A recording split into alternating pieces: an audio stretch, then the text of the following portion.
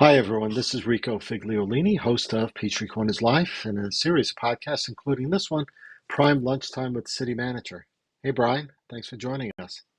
Thanks for having me, Rico.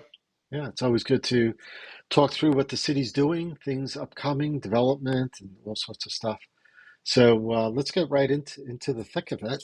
I guess the first thing I want to talk about, because the marshals have been working at it for a month now. I think it's been right. Well, it's January, so about a month maybe. Although longer than that, because some of the stuff started before that.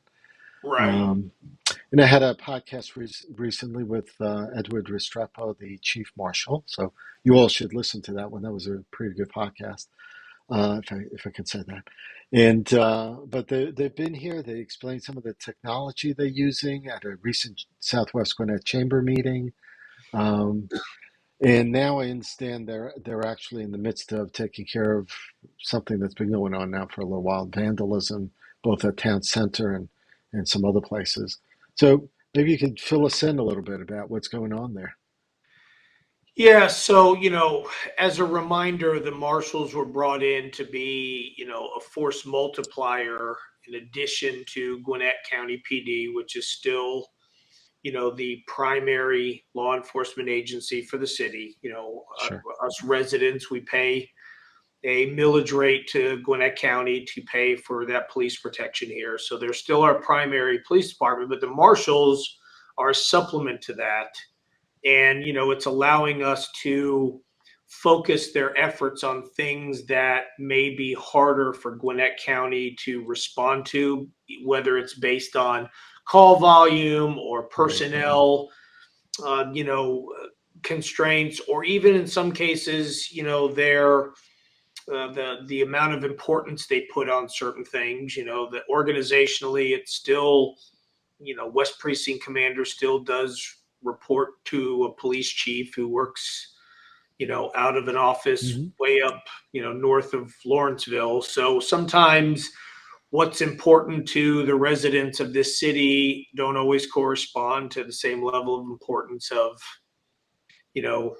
some of the command at Gwinnett. And For so, sure. For sure. that's fine. But anyway, so the marshals, we bring them in to do that. Mhm. And we have had something come up of late that, did kind of meet this definition of an additional asset being used to focus on something that's more important to us, and that is our town center and the vandalism that we have seen of late. Right. If you think about all the work being done there and the financial commitment we've made to the town center, we Hmm. have created, a location that's a gathering place for the community. So on one hand, it's definitely working. The amount of playground equipment we have out there, we're getting ready to finish what is really a world-class obstacle course. Yeah.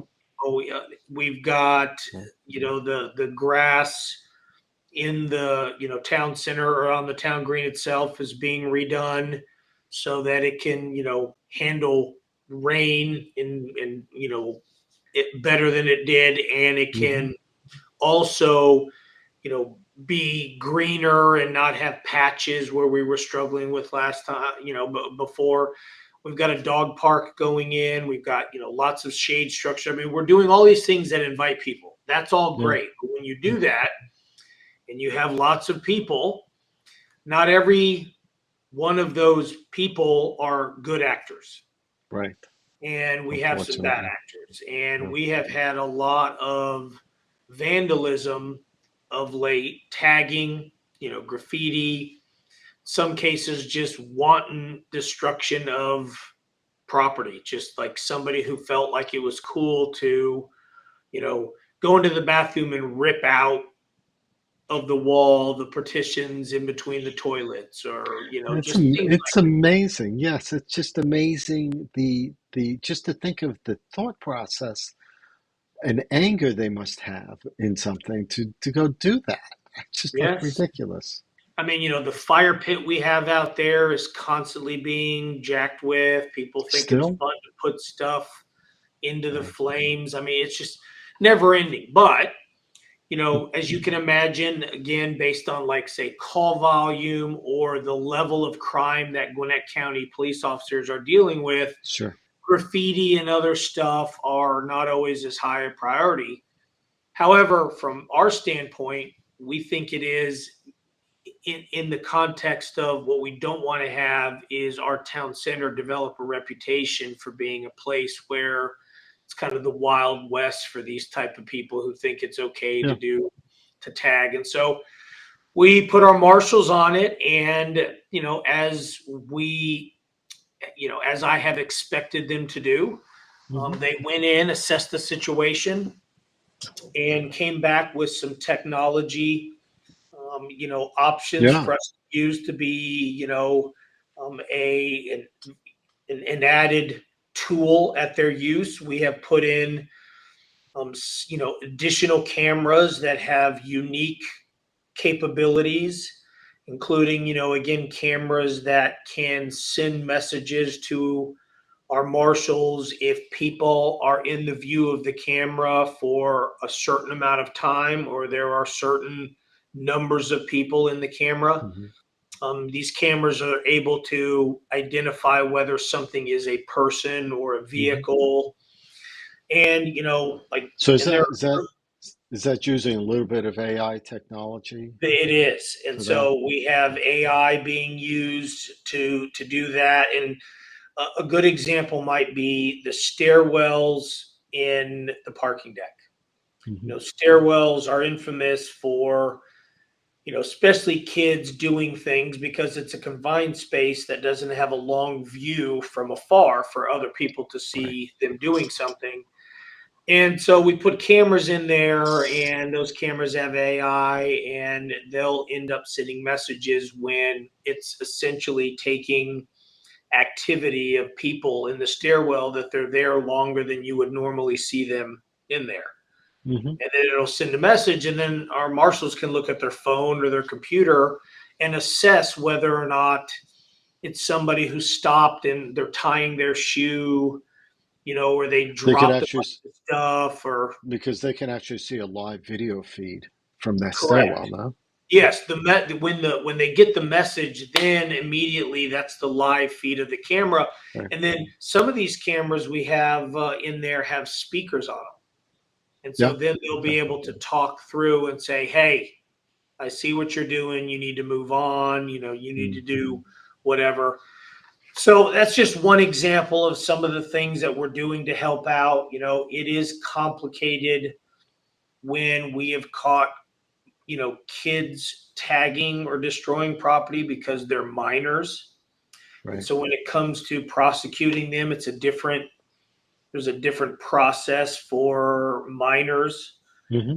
We're not particularly on in cases where it's the first time for a kid having done something. We're not wanting to, ruin any kid's career or anything. We're more worried about A, prevention, or B, at least, putting to a degree the fear of God into a kid who Right. did it the first time, telling them that look, you're not able to go out there and do things without people seeing you like you think. And Right. if you get caught doing this again, then the city may end up pursuing a charge of some sort. Yeah. So, Because we're that's trying an, to do that, trying to work with the parents, bringing the parents yeah. in and showing them evidence of what their kid's doing and saying, hey, do you want your kid to be banned from going to the town center? Which is another thing that we can do. And if they go back, they would actually be trespassing. So, again, we're Does using that? tools to help, but There's no, but there's no facial recognition right now, as no. far as being able to keep that in a database to say, because that was the thing I think at some of the concert venues they would do facial recognition to make sure to keep out bad players, which is not a bad thing. But obviously, some people think that's a bad thing to do that. Um, but We have not. yeah. That is that can be a common, uh, function that is used at certain event venues. You're Hmm. right. We talked about it before where people walking past a certain point, the camera's taking facial recognition and comparing it against people who have warrants out for their arrest Yep. Does and that? doing it Sure. that way. We have not deployed that technology. I have not wanted to get into the, cross that threshold or get into personally identifiable Sure. information being stored on city servers. So we have not Sure.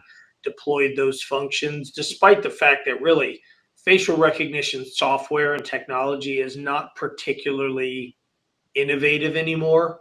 I mean, No, so it's not. most Yeah. cameras have the ability to have that function on there. It's just a matter of, software that, gets certain points Hmm. on a face and then Yep. compares it back to a database that has the same things. So it's not particularly cutting edge technology anymore. It's just not used wholesale because of the sensitivity of facial recognition Yeah. information. I mean, all these camera systems and stuff, everything's evolving and changing. I just saw something on 11 Alive that just came across this morning about Ring now saying that if video wants to be had by police, they actually have to serve a warrant now for the video to be released. Now, I don't know how that works. Me owning Ring, if they're saying that because I'm using it through their system, it's on their cloud, that disrupts the access unless you have a warrant. There wasn't too much. 11 Live didn't cover too much detail on that, but I um, believe it's still like our Connect PTC program, which is the right. one where you register your cameras. Hmm. I do believe that if you voluntarily, give permission for police to pull a feed from your camera or merely just say, I have a camera. Hmm. And if there's ever a crime in the area and you think that my camera feed might help you, Right. here's how to contact me. And then you can contact me and ask for it. I believe both of Yeah. those will still supersede the need for a warrant because you voluntarily given, police department permission. Correct. Correct. I think that's where that was going. That if the individual homeowner didn't want to do it, Ring Right. cannot be forced unless you provide Yep. Yep. a search warrant or a warrant on it. So, but that just shows how technology, as advanced as we're getting, the police, the marshals, were sharing with us a few things as well, technology wise, that are being used or going to be used or being tested right now, like bowler wraps, Taser 10 versus the normal Taser that has two prongs, the Taser 10 has 10. Because as they were explaining, and as anyone can imagine, two wires being hit into perpetrator may not hit the right way. So you're going to need several shots. And that's why the Taser 10 will give you up to 10 shots to be Yep. able to get that connection and electrification that's Yeah. needed. You could be You wearing a know? thick coat Yes. or Right. body armor or Yeah. whatever, and the leads don't actually get into your skin, and so Yeah. yeah, So there's definitely and on the town center stuff, on the vandalism yeah. stuff, God forbid we have to use that, but what we're wanting to do is capture crimes being committed.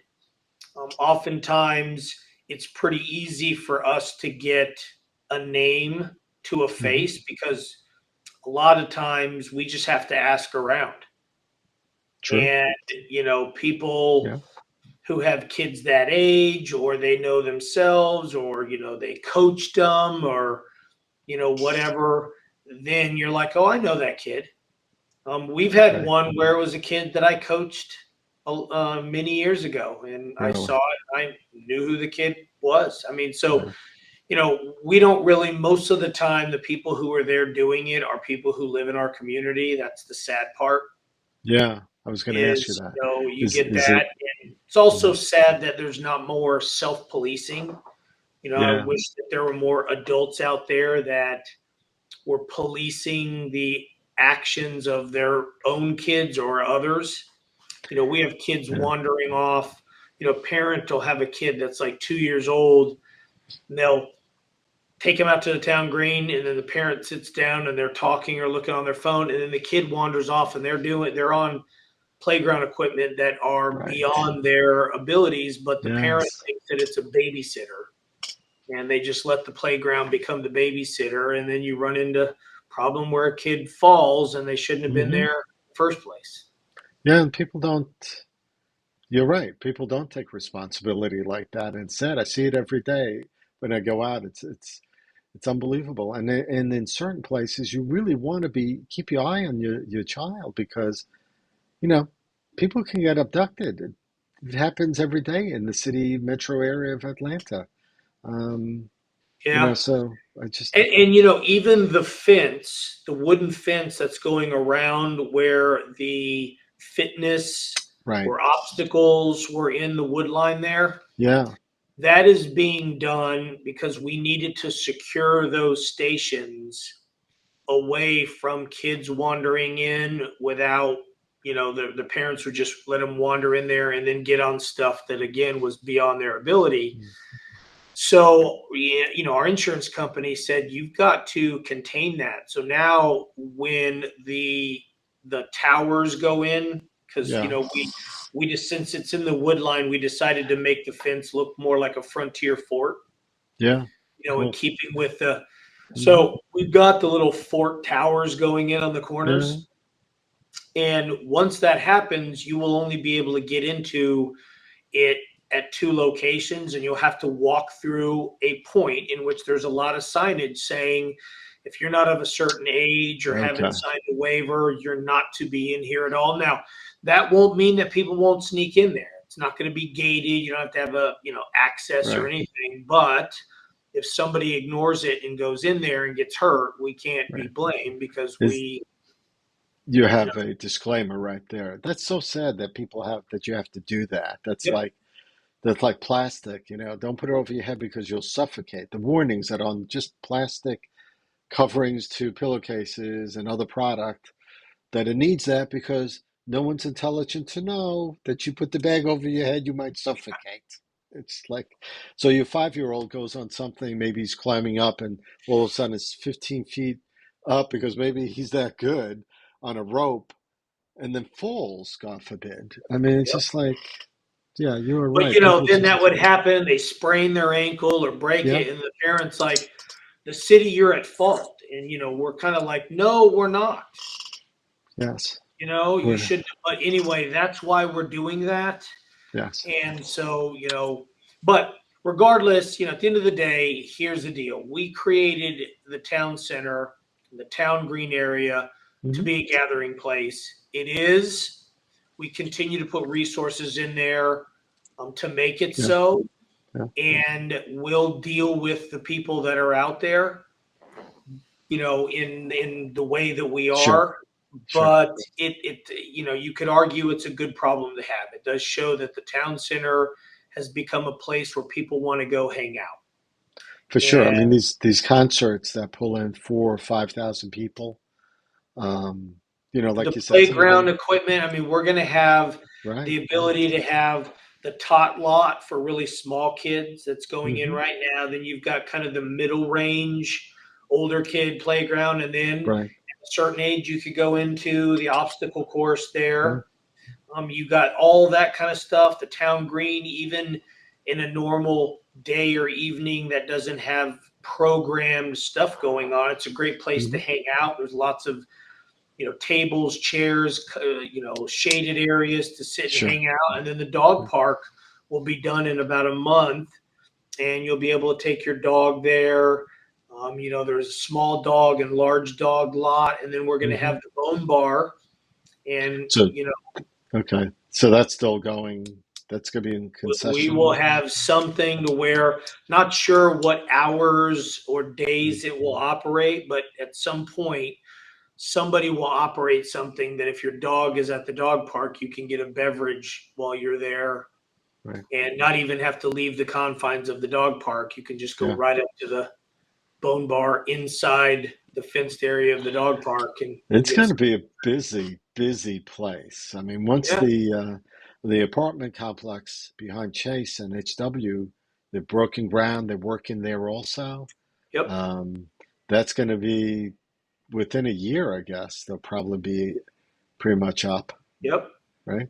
And talking about cameras and stuff, that'll probably be cameraed up also. I think as these things get built out, right, there's going to be more cameras in the system that the marshals can use to keep us all safe, right?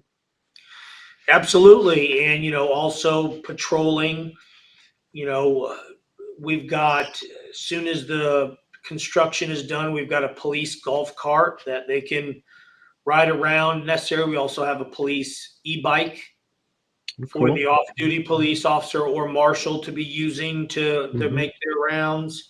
And then the substation there has the ability to pull up any camera anywhere on the facility. So even when they're not walking around kind of showing the flag, they Right. can still have their eyes on all this stuff. And so, we have to use technology to help us and be, an additional resource, and we will. But, hopefully the Hmm. word starts to get out that if you're going to get into some, you know, delinquent activities, Yeah. don't do it there, because we will have Uh, video of you and, doing it, and we will use that video, to and that prosecute you. and not just there. I mean, Restrepo was talking about there's mailbox break-ins that happen in some of the apartment complexes, and there's certain times of year that it happens, and some returning players because it's their business. This is what they do. This is how they make a living.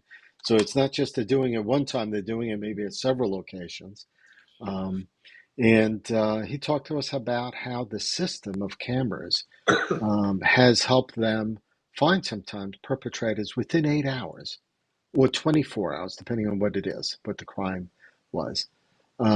Where it might have taken weeks before, and you might not have been able to find who it was before. Um, Well, even, right? like we had the Carnegie jewelry store got robbed Yes. not too long ago. Our marshals identified the car Hmm. within an hour of it happening. Yep. And then they were able to trace the car down to an apartment complex in Atlanta. Hmm. And by having detectives do some work in the apartment area, we're able to identify the people who were in the car. And so Right. it's because of the license plate recognition cameras and our inter-service cooperation with Hmm. other jurisdictions and their camera systems Yeah. allow us to do this. And as a result, we've solved a lot of the, bigger, more Yeah. notorious crimes that we've had happen here because of those cameras. So it's I the mean, the technology, the cameras, the detective work that these guys are doing, though, too, because it takes critical thinking to go through some of this. And I can see the passion that they have when they talk about what they do and the technology they're using, about, being able to trace a criminal and finding out certain things. I mean, there was one where I think two criminals, there was two of them, looked like they were women robbing a postal part of at an apartment complex. And by the way, this particular complex decided to put cameras in, I guess, because too many things were happening there. Um, and they were able to find out that essentially they were not women. And they were wearing disguises. Even with those disguises, they were able to find them. Um, Well, on the right? using the Carnegie jewelry robbery as an Yeah. example, we had a camera that caught them. They were walking away from the camera, so we didn't have a video of their face, Right. but we caught them walking away and then getting into the car, and we Hmm. got the car. But one of our deputy marshals, Henry Mesa, was watching the video of them walking away, and he Hmm. noticed that one of the guys' walking gait Mm. was a little bit abnormal in that he didn't seem to swing one of his arms the same way Mm. that, how they swing. That's right. And it occurred to him that that guy may have hurt his arm, may have been in a sling of some sort. But Yeah. again, we only saw them walking away. So Right. it was only to their back. And so he put in the be on the lookout that there may be somebody that has an injured, I believe it was right arm. And sure enough, when the detectives went to that apartment complex, identified the guys that were in there, and they apprehended them. One of Hmm. them had just had recently had surgery on an arm, and it had been in a cast. See, that's what I mean. It's just, Um, Unbelievable yeah, how these guys can take video and yeah, really look into aspects of it, pull out unique things that can yeah. be, is the determining factor of it being that person. I mean, just listening to Restrepo and then seeing the presentation they did at Southwest Gwinnett Chamber and talking about social media and how, gangsters like to post this stuff too, apparently, Yeah. because they want to show, they want to fan out the money, the Yep. guns, the car. In fact, two cars, I think, in the particular case that they were able to track down the person because of some of the cars that were in the pictures, even. So they're using everything, which because today you can use everything and you should use everything. You can, Yeah. and what makes our marshals unique is because they are not the primary law enforcement agency. Hmm. They are not getting dispatched by 911 to calls. So they're not distracted with those kind of things That's that, right. Gwinnett is, where Gwinnett could have somebody working on a case or something, and then a call comes in and they've got to stop what they're doing and they've got to go and respond to it. Yeah.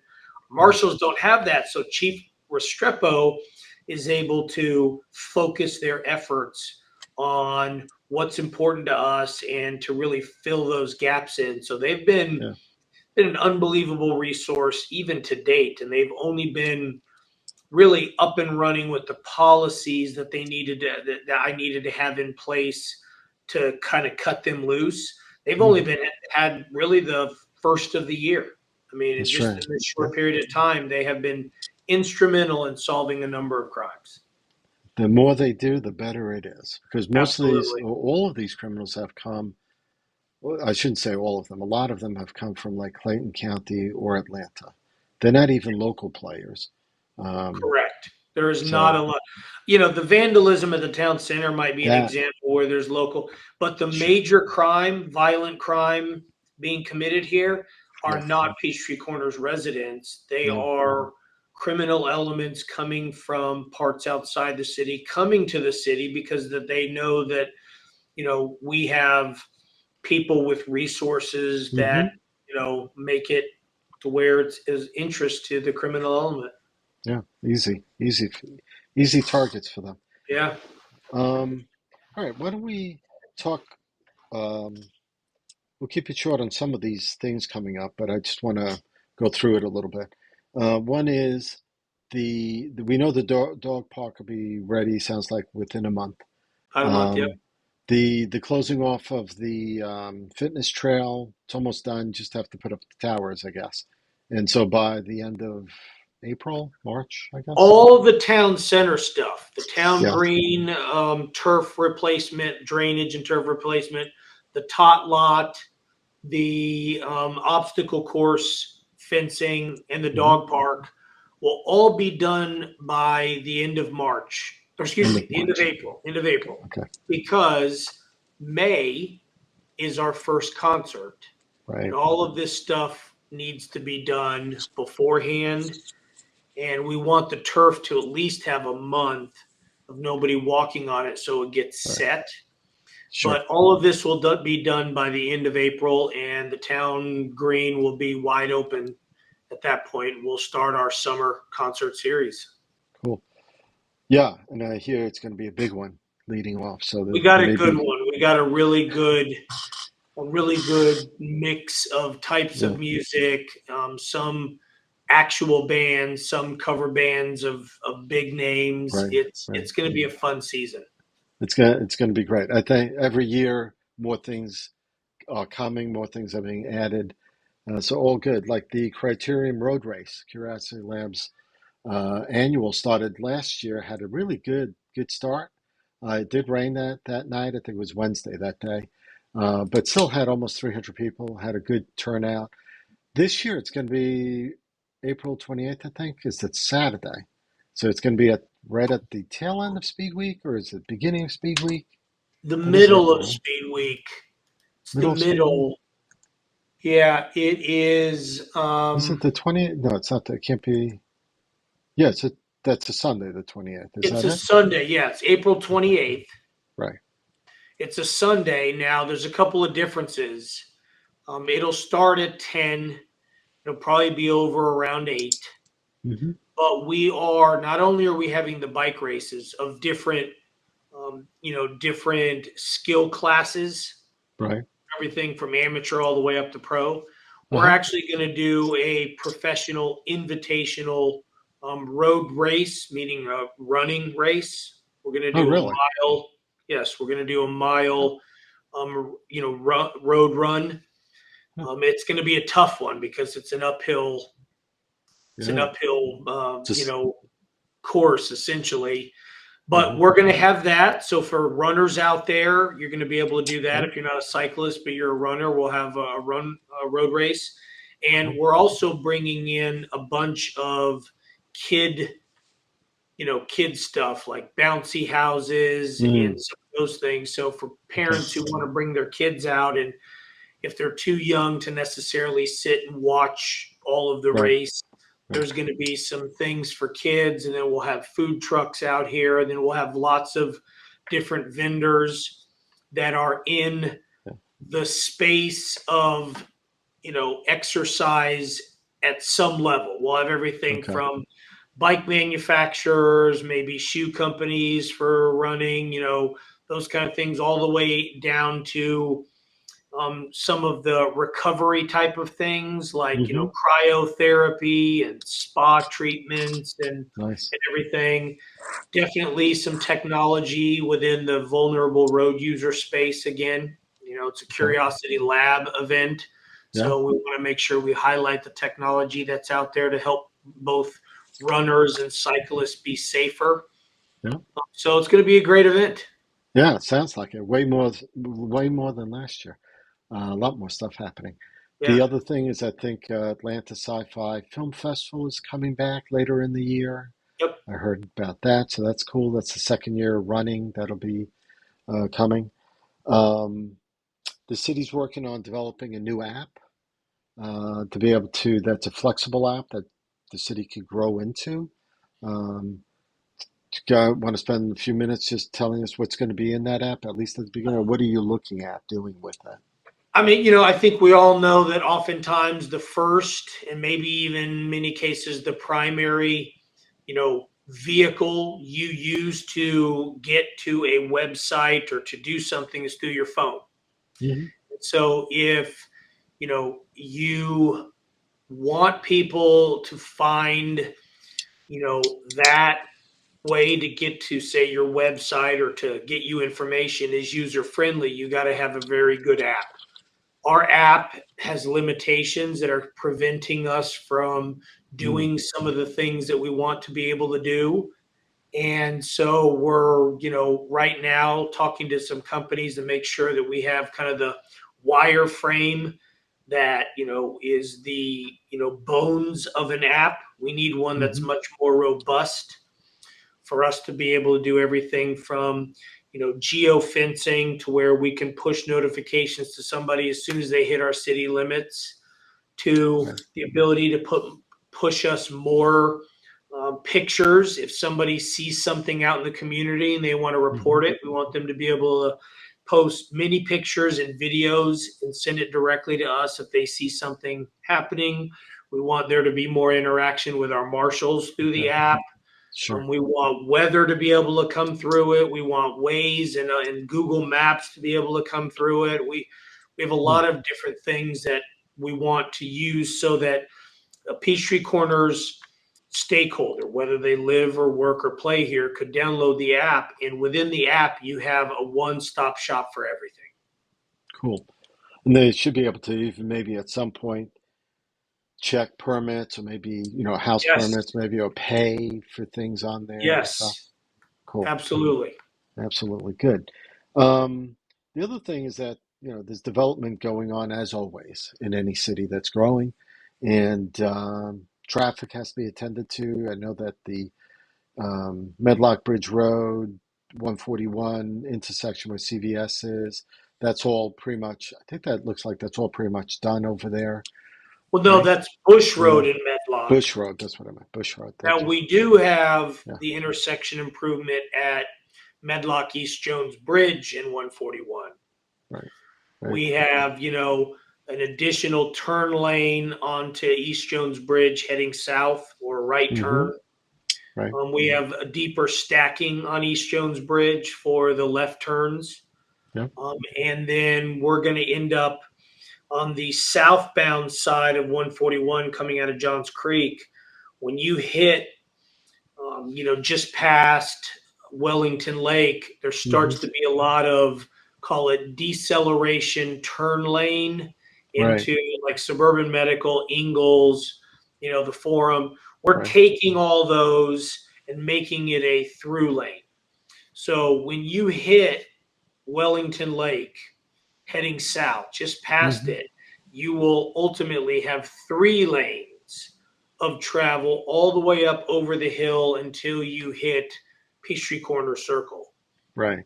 And the Then it, purpose of that is yeah, to try to flush cars through that busy stretch yeah, faster because that's where it can get backed up. And so that's happening. We're working with GDOT and we're in right of way acquisition right now okay. of some additional right of way. So that'll help those intersections, Mm-hmm.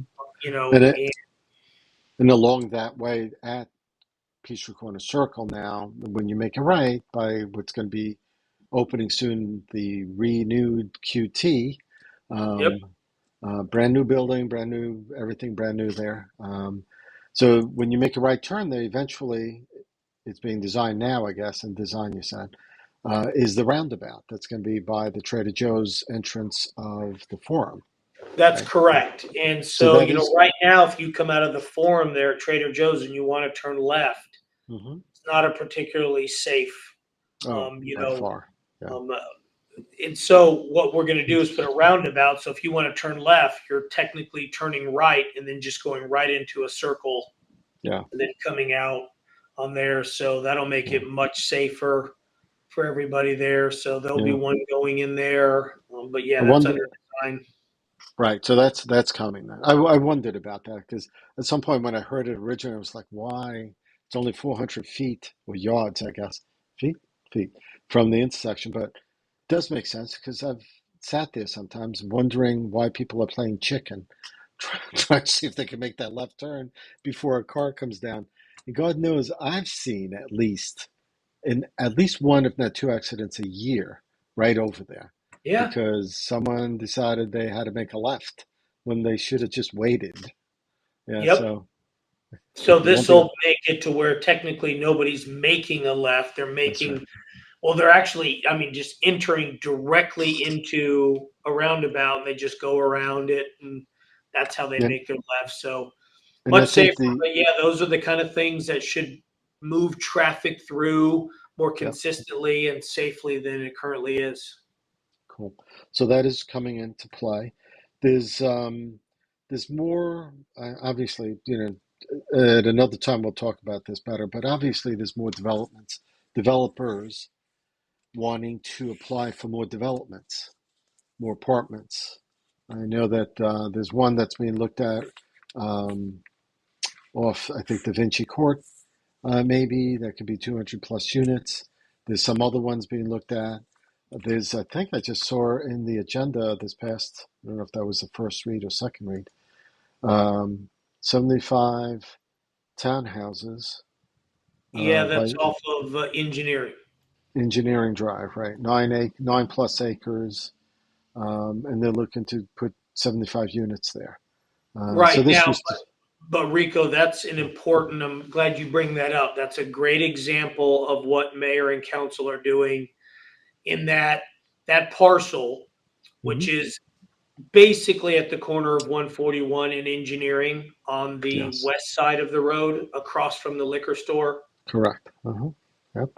It's one parcel in, so you can't really see it from 141 because there's Hmm. trees right there, and then there's a open surface parking lot Right. literally at the corner. It's there in the very next lot. But anyway, they came before mayor and council last year and with a that had apartments. Hmm. And city council denied that.